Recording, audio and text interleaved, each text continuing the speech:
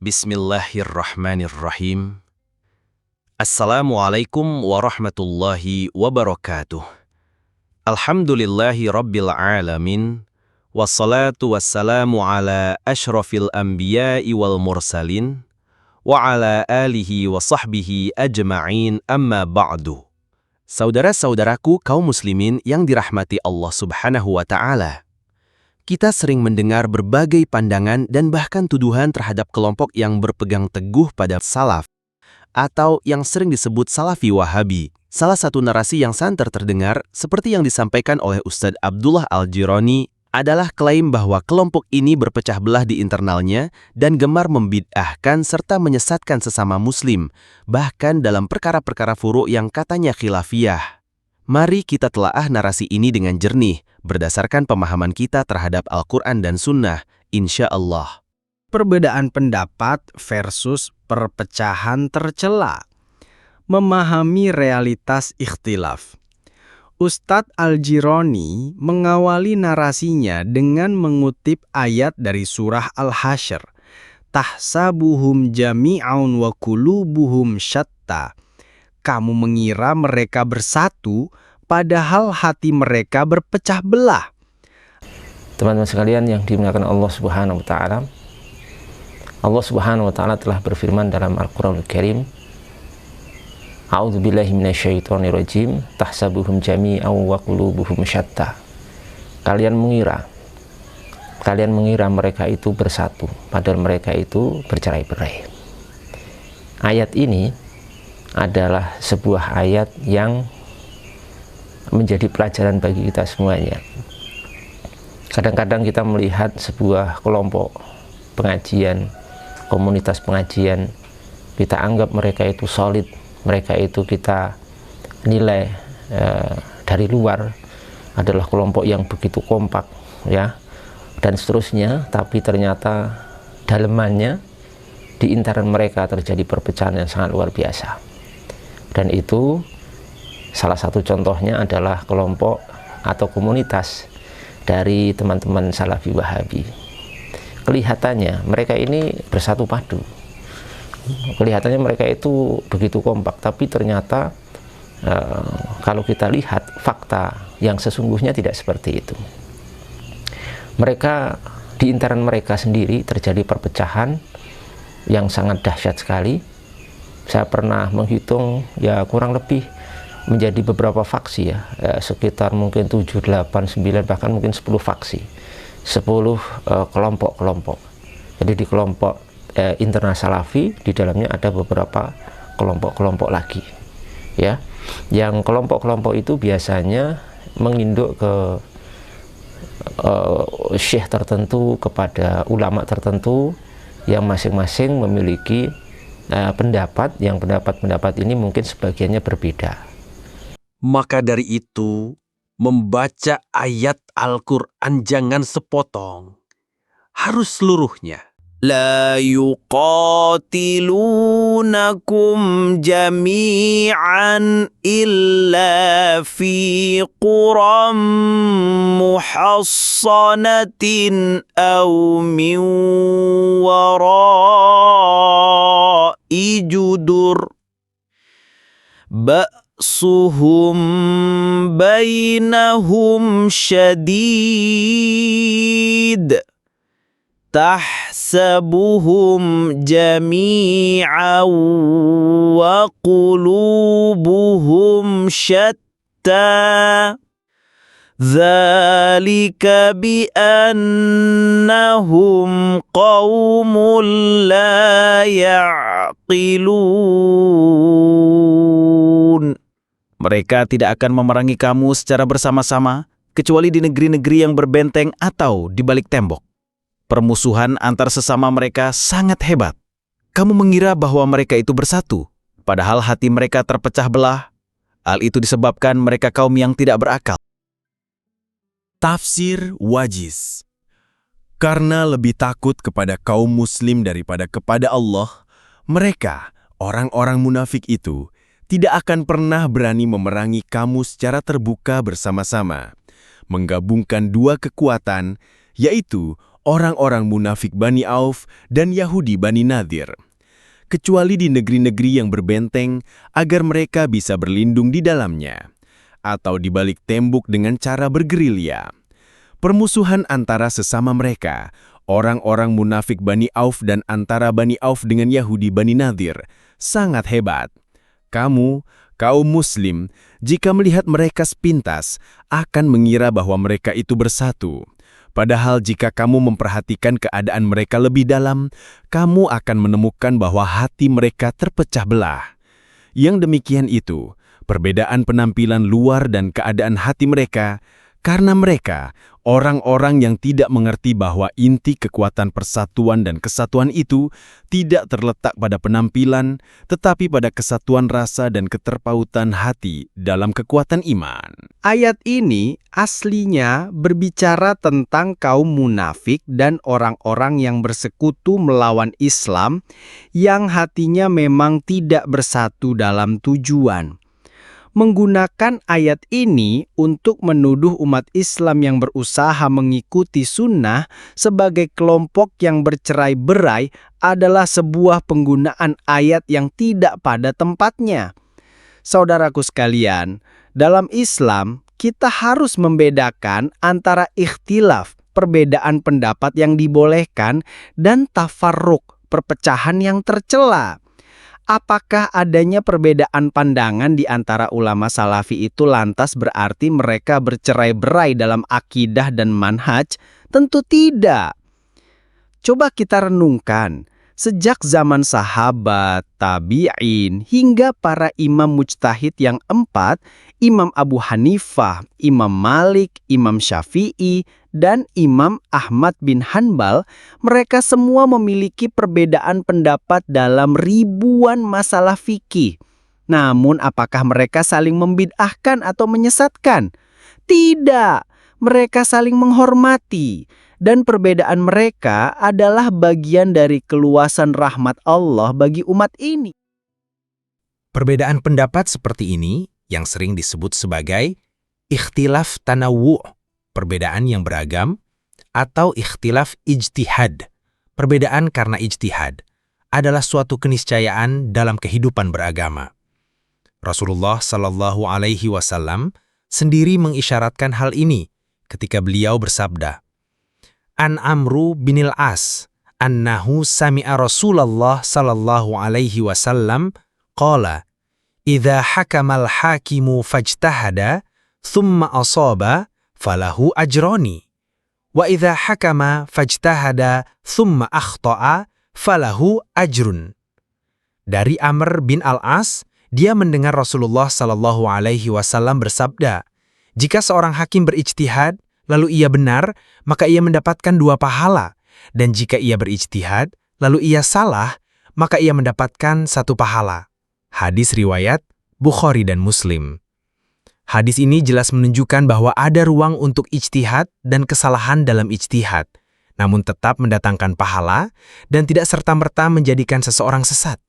Para ulama salafi seperti Syekh bin Baz, Syekh Ibnu Utsaimin, Syekh Al-Albani, dan lainnya mungkin memiliki perbedaan dalam beberapa rincian masalah, tetapi mereka semua bersepakat dalam usul, pokok-pokok agama, dan manhaj, metode beragama untuk kembali kepada Al-Quran dan Sunnah dengan pemahaman salafus soleh. Ini adalah kesatuan yang hakiki. Perpecahan yang dikecam dalam Islam adalah perpecahan dalam akidah yang fundamental, yang memecah belah umat dari poros kebenaran. Nabi bersabda, "Fa'alaikum bil jamaah, wa iyyakum wal furqah, fa inna syaitana ma'al wahid, wa huwa minal itsnaini ab'adu." Maka wajib atas kalian untuk berjamaah, dan hati-hatilah kalian dari perpecahan. Sesungguhnya syaitan bersama 1 orang, dan ia lebih jauh dari 2 orang. Hadis ini mendorong persatuan, namun persatuan yang dilandasi kebenaran, bukan persatuan di atas kesalahan atau bid'ah. Membid'ahkan dan menyesatkan. Antara nasihat dan fanatisme. Menarasikan bahwa Salafi Wahabi gemar membid'ahkan dan menyesatkan orang lain, bahkan dalam masalah furu' seperti maulid, tahlilan, kunut, tawassul, dan zikir dengan tasbih, Ini disebut sebagai ciri ahli batil dan fanatisme buta.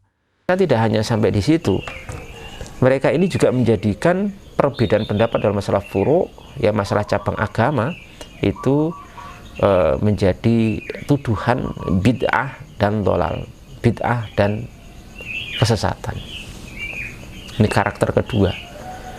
Karakter kedua ahli batil dan muta'assibin, ya termasuk di dalamnya ya teman-teman dari Salafi Wahabi. Mereka itu kerap menjadikan masalah-masalah furu'iyah, fiqhiyah, ya, itu sebagai perbedaan di situ sebagai ajang untuk menyesatkan dan membid'ahkan saudaranya sesama muslim.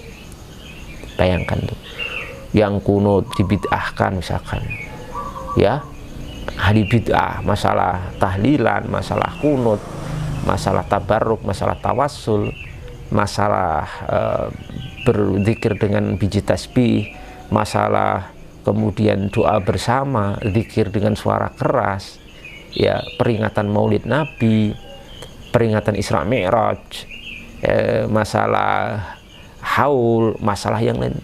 Itu semua masalah khilafiyah ijtihadiyah, ya.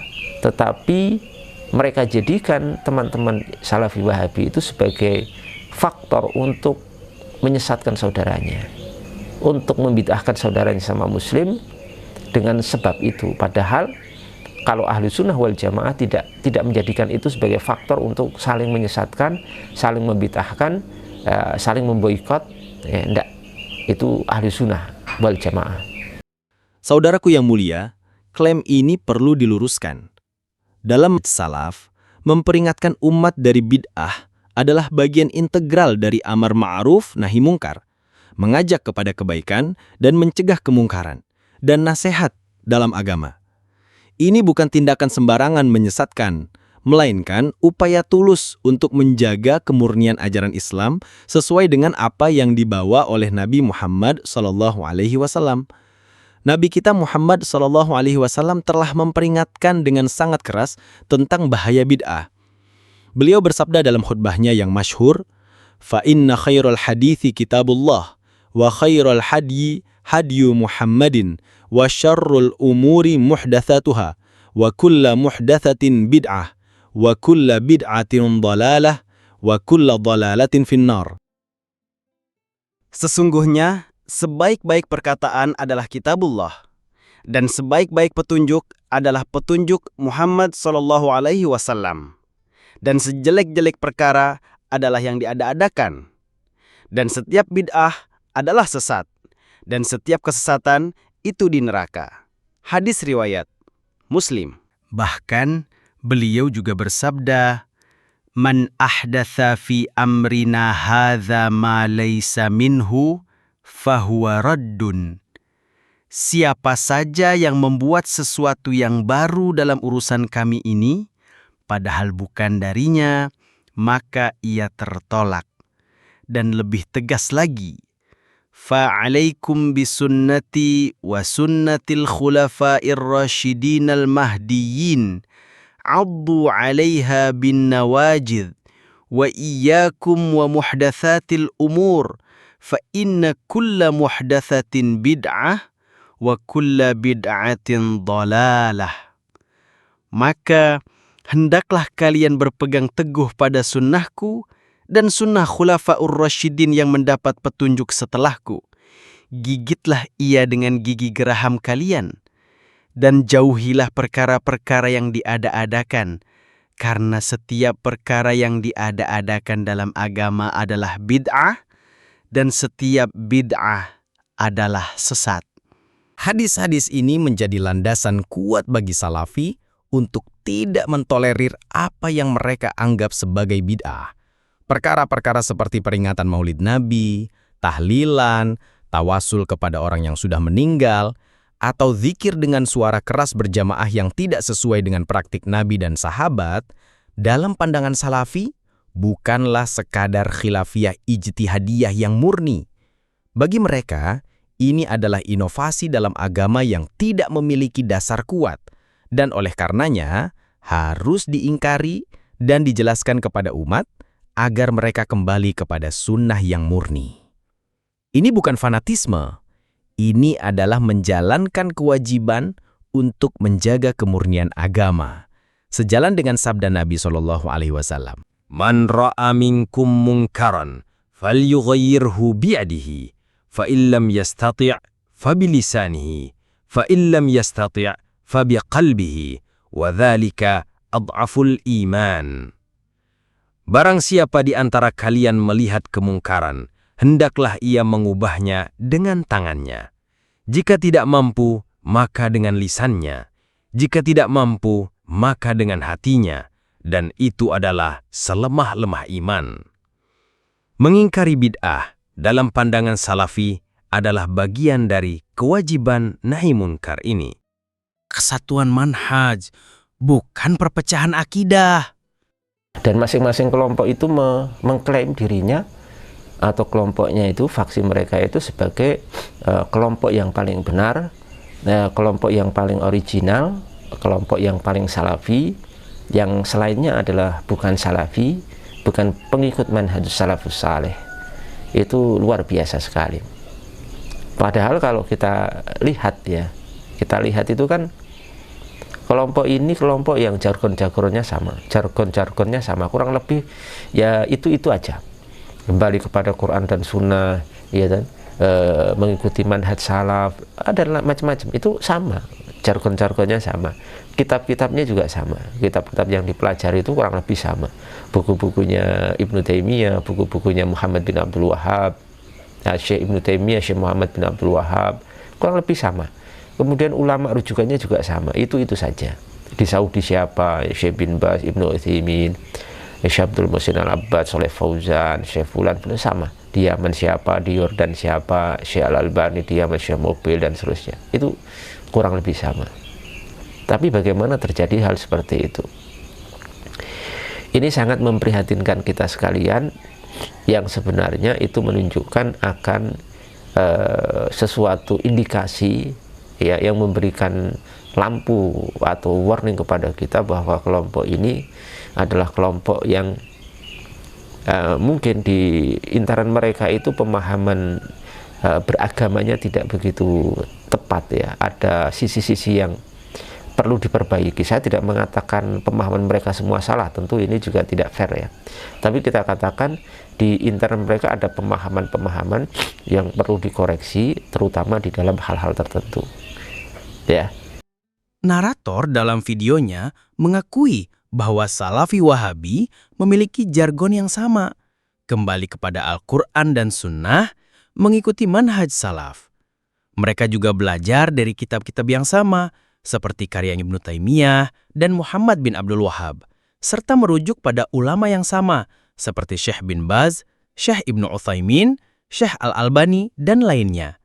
Ironisnya, narator justru menggunakan kesamaan ini sebagai bukti kedok yang menyembunyikan perpecahan. Padahal, dari sudut pandang salafi, ini justru adalah bukti terkuat akan persatuan manhaj dan akidah yang mereka miliki. Jika ada perbedaan di antara ulama-ulama tersebut, itu adalah perbedaan dalam ijtihad yang diizinkan, atau dalam penekanan pada masalah tertentu. Perbedaan ini tidak sampai pada pokok-pokok akidah atau manhaj dasar. Inilah ciri Ahlus Sunnah wal Jamaah yang sejati bagi mereka, berpegang teguh pada Al-Quran dan Sunnah dengan pemahaman salafus soleh. Bukan Ahlus Sunnah yang didefinisikan secara sempit oleh mazhab-mazhab akidah tertentu yang menurut mereka telah menyimpang dari kemurnian awal, atau yang mengkompromikan bid'ah atas nama persatuan. Muhasabah yang sesungguhnya. Maka di sini perlu kita berikan masukan ya kepada teman-teman kita, saudara kita seagama ya, seiman seagama ya, untuk meninggalkan karakter seperti itu, meninggalkan karakter mudah membid'ahkan, mudah menyesatkan saudaranya sama muslim. Lawang intern kalian saja berpecah belah ya, bercerai-berai, saling menyesatkan, saling mengklaim diri sebagai pengikut yang paling original, pengikut salaf yang paling original. Harusnya kalian muhasabah terhadap kejadian-kejadian itu, kenapa sampai terjadi seperti itu. muhasabah diri, mengaca diri, memperbaiki diri. Dan kalau dinasihati itu tidak bebal, kalau dinasihati itu direnungi, bukan malah membantah. Coba koreksi kenapa kalian di intern kalian saja terjadi perpecahan seperti itu. Ya, apalagi sikap-sikap kalian yang kepada intern kalian sendiri, dan juga kepada kaum muslimin secara umum. Narator mengajak Salafi Wahabi untuk bermuhasabah atas perpecahan mereka. Tentu, muhasabah adalah perintah agama bagi setiap muslim. Namun muhasabah yang sesungguhnya adalah kembali kepada timbangan syariat. Apakah kita telah konsisten mengikuti petunjuk Nabi dan para sahabat? Apakah kita telah membersihkan agama dari segala tambahan yang tidak ada asalnya? Perpecahan yang harus dihindari adalah perpecahan dari kebenaran, bukan perpecahan dari tradisi yang tidak berdasar. Tujuan utama adalah persatuan di atas tauhid yang murni dan sunnah yang sahih. Semoga Allah Subhanahu wa Ta'ala senantiasa membimbing kita semua untuk memahami agamanya dengan benar, menjauhi segala bentuk penyimpangan, dan senantiasa bersatu di atas kebenaran. Wabillahi taufiq wal hidayah. Wassalamualaikum warahmatullahi wabarakatuh.